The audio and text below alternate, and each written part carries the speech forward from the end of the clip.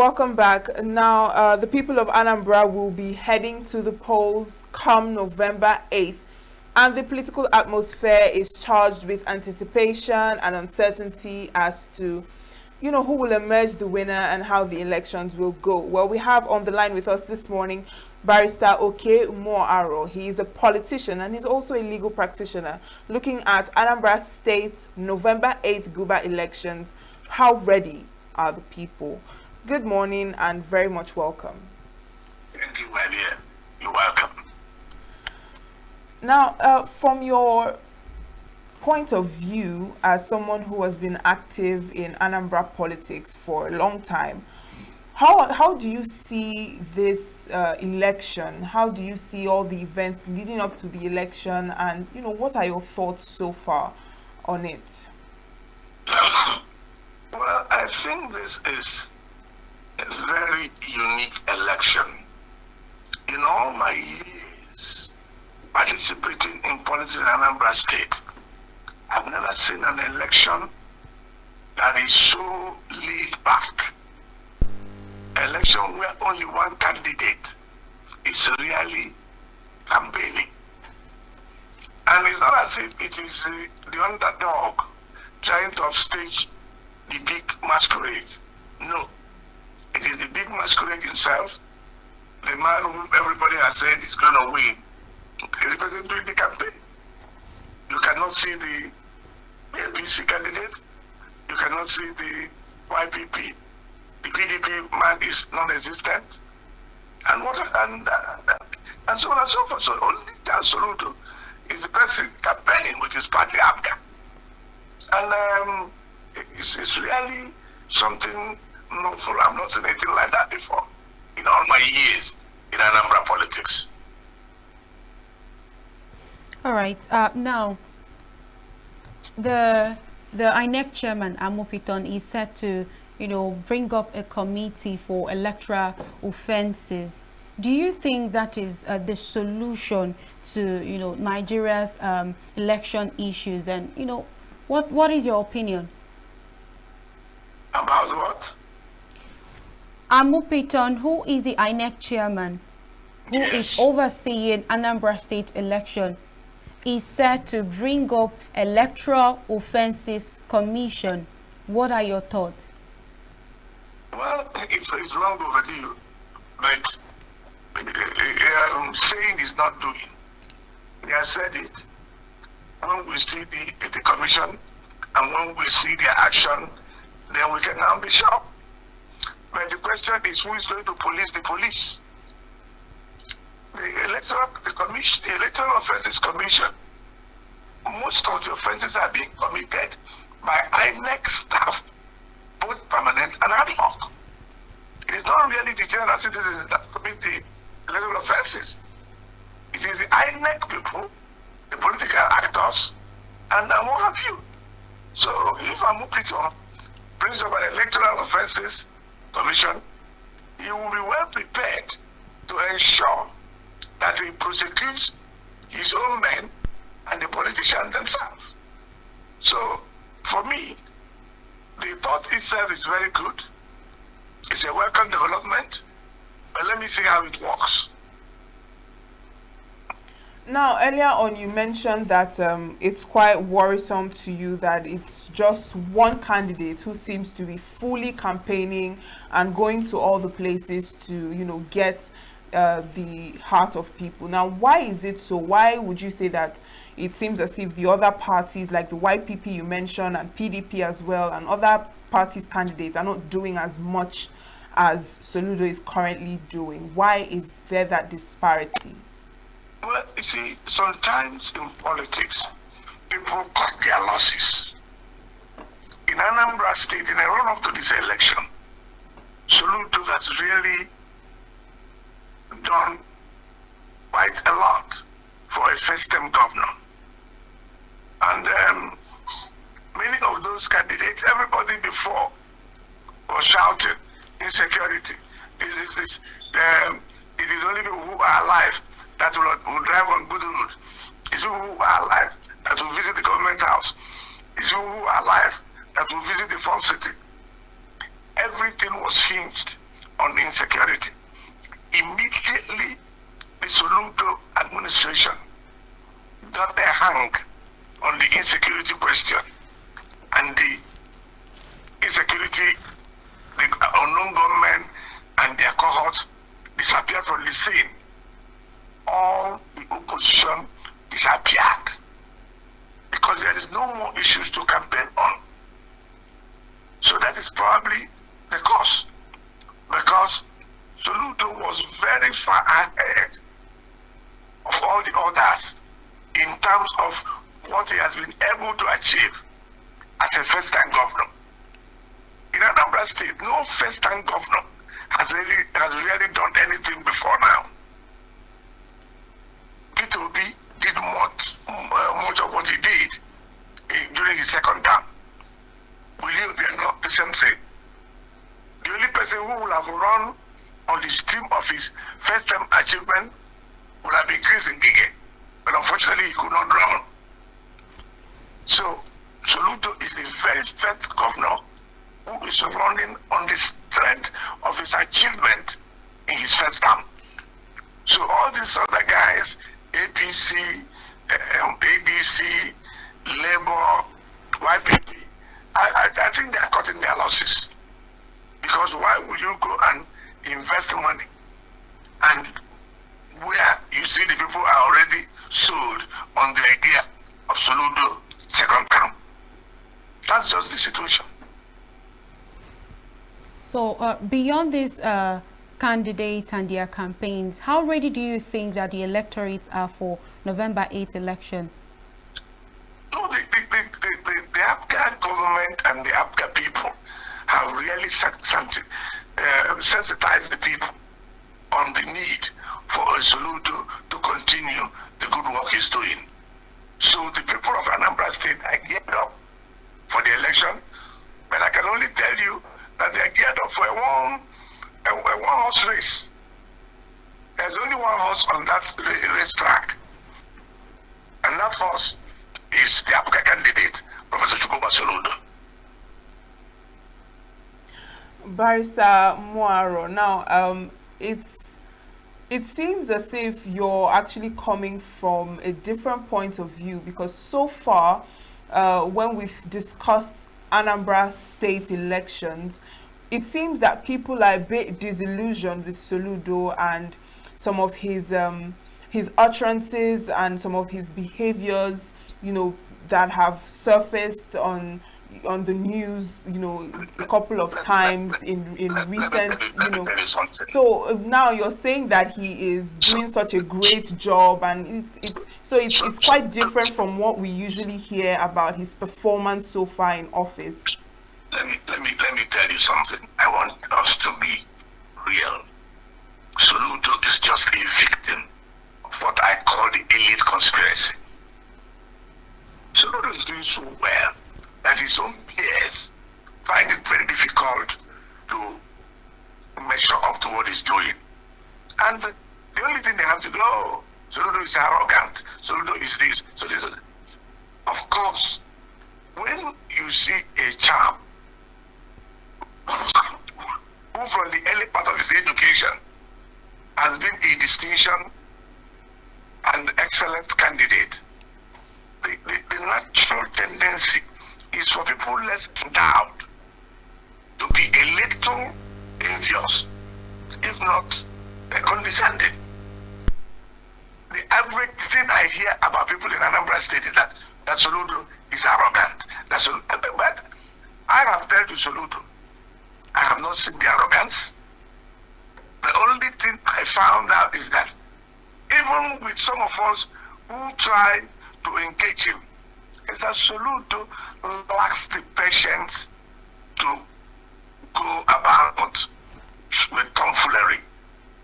If you have anything to discuss with Soludo, it must be something you have thought to. It must be something you know where you are going to. Soludo does not have the time to banter with you. You come there, you tell him what it is. And the unfortunate situation is that he seems to know a lot of things. So when you come to tell him some of these balloonies, people talk to people in when you go have the script, what you just say is no. This is not what it is. And the average person, the average politician, which I am one, does not like to be told that you don't know it. Some of us who understand that there are people with different gifts appreciate the person of Professor Chukwuma Soludo. To be honest with you, that man is God's gift to Anambra. He is a typical Anambra person. All right. Very knowledgeable, very focused, and determined. All right. And he doesn't. Barrister. He doesn't spend.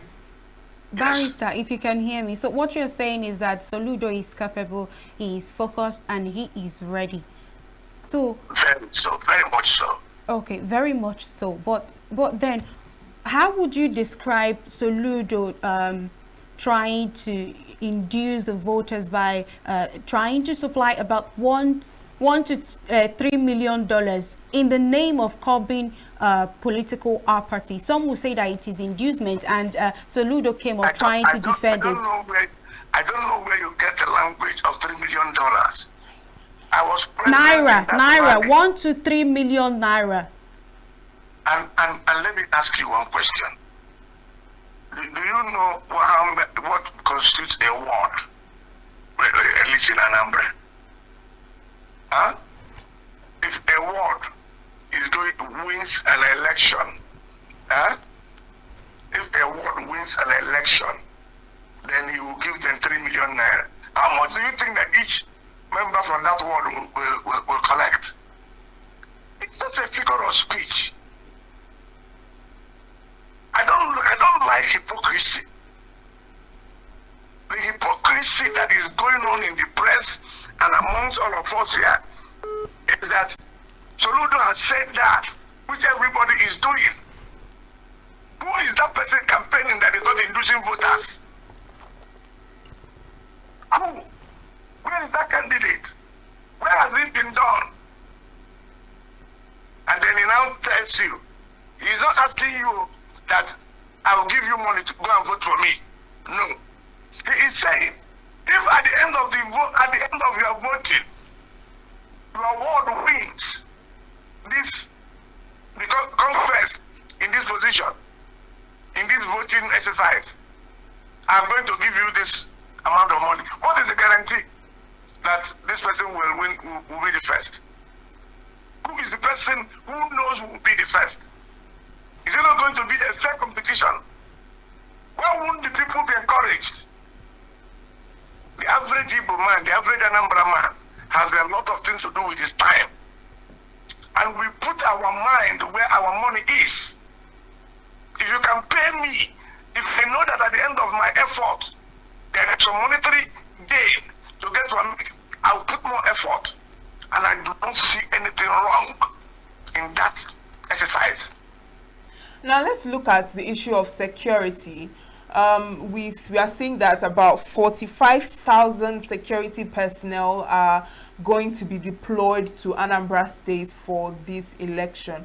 Do you think that that number of security officials is necessary? Do you think the people of Anambra, the electorates, need that much security for this particular election? What do you think about that? I will give you an Igbo adage that says,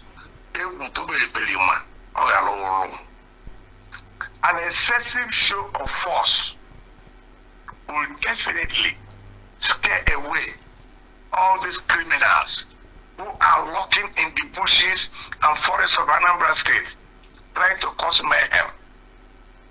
Majority of those who have been arrested, who have been causing this insecurity, have been found out not to be indigenous of Anambra State. So I thank the IG of police.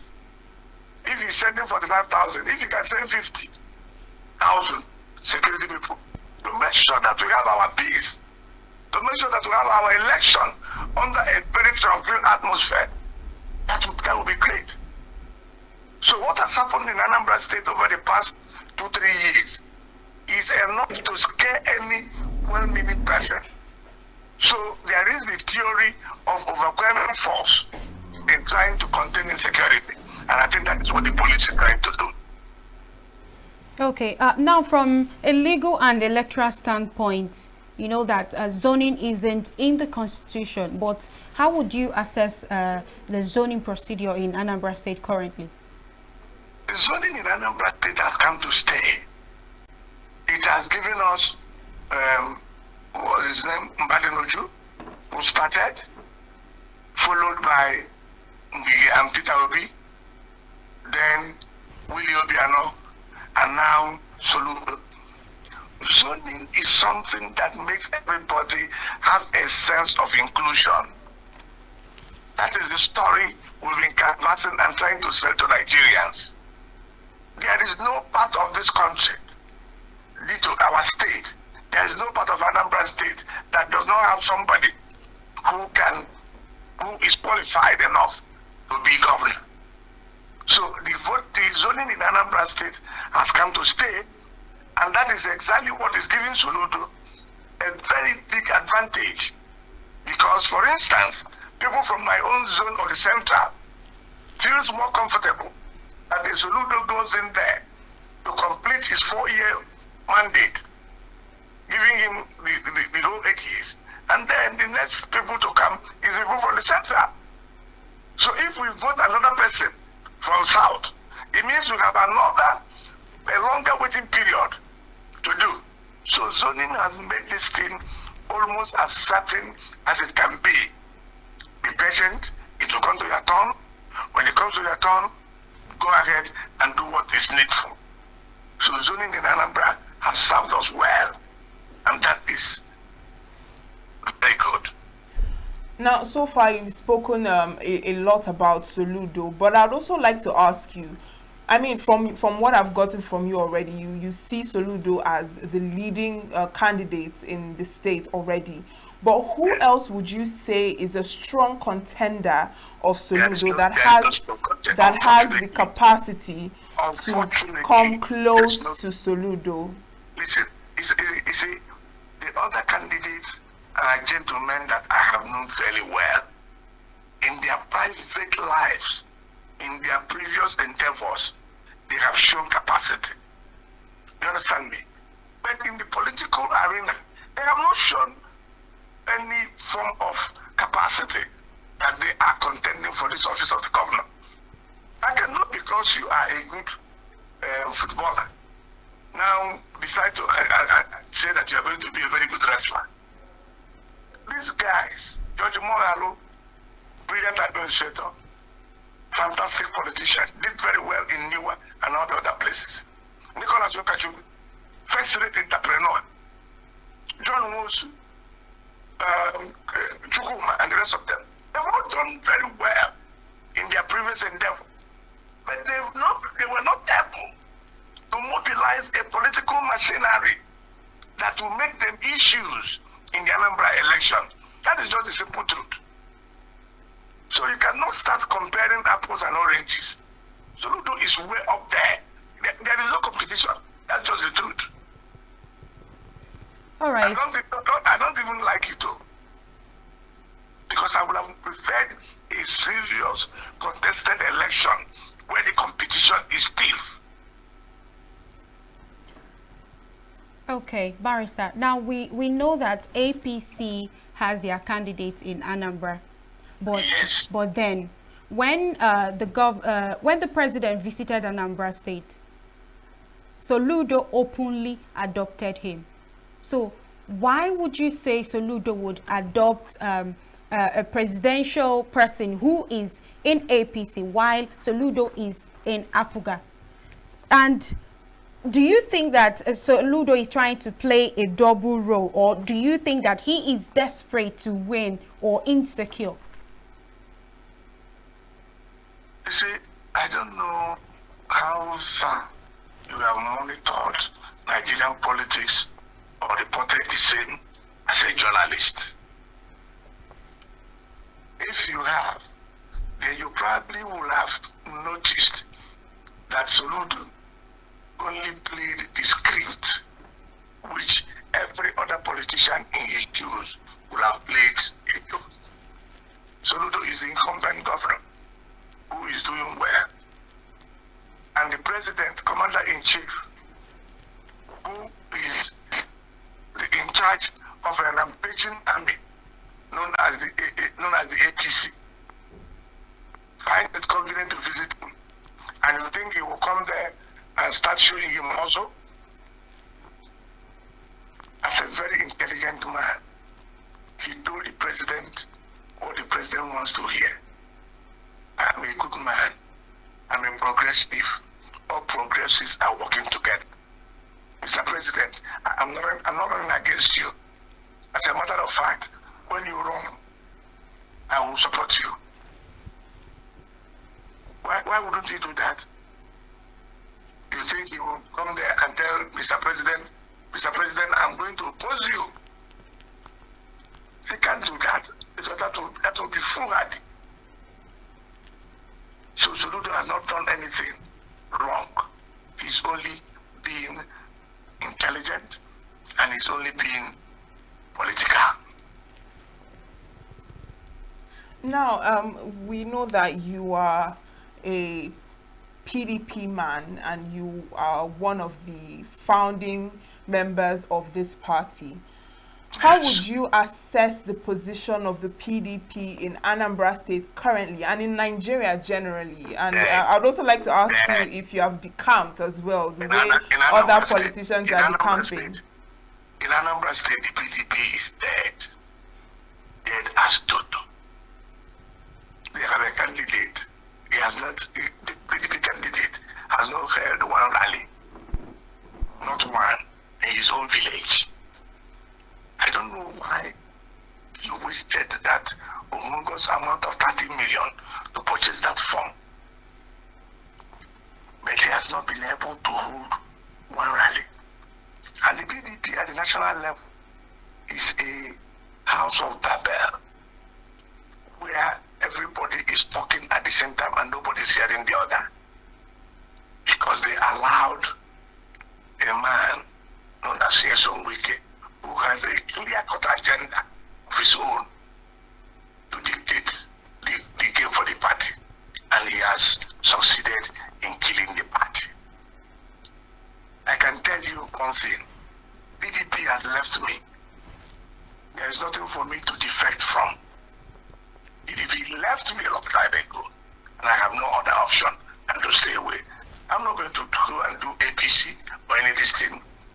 After the election, here in Anambra, we will look at the options that is available to the Igbos of Anambra and ask ourselves where our political bread will be bought at. And as for today, PDP has left me. Okay, Barrister. Now, when you were speaking, you said that Soludo played the script of every governor.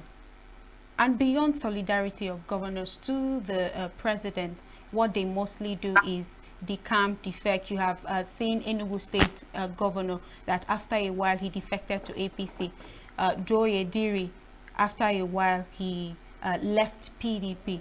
Now, would you say that Soludo is might actually defect in the second tenure, saying that this is like a roller coaster that happens most of the time? No, you see, Soludo's own position is a little more precarious. Soludo is in a political party that is rooted in the Igbo ideology, the Igbo identity. It's not going to be an easy decision for Soludo. It is going to be a consensus arrangement of all the APGA operatives. All the people in APGA will have to take that decision. One, Soludo as a person will not be motivated by anything, because if on the November 8th he wins his election as the governor, they are going to fear him because he's not running for second term. So, whether he joins APC or not, his own future is secured. But I believe that a whole lot of people in Anambra State will be able to do some serious stock taking. All right. All right. A very big thank you to you, Barrister Okay Moaro. Thank you for joining us in the studio this morning. Thank you, my dear. Okay, we will end that conversation there. We'll go on a short break.